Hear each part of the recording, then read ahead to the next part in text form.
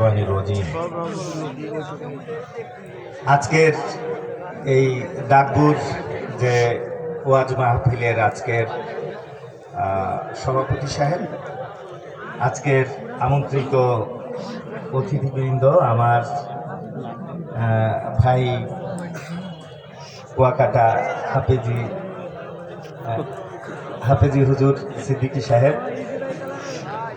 Actually ওনাদের সামনে তো আমি কথা বলা খুব দুষ্কর। আমি ওনার অনেক ভক্ত, ওনার বায়ান অনেক আগে থেকেই শুনি।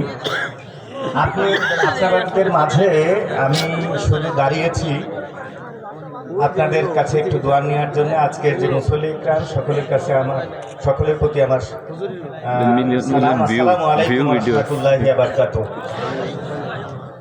আমি মোহাম্মদ আবুল বাশার খান, আমার বাড়ি মধুখালী। আপনারা অনেকেই কেউ হয়তো চিনেন, নামে শুনেছেন খান সাহেব নামে।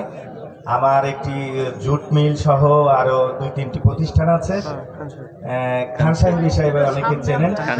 অ্যাকচুয়ালি আসন্ন ত্রয়োদশ যে জাতীয় সংসদ নির্বাচন এসেছে, দীর্ঘদিন বাংলাদেশের খুব দুর্দশা ছিল, আলেমদের অনেক কষ্টের দিন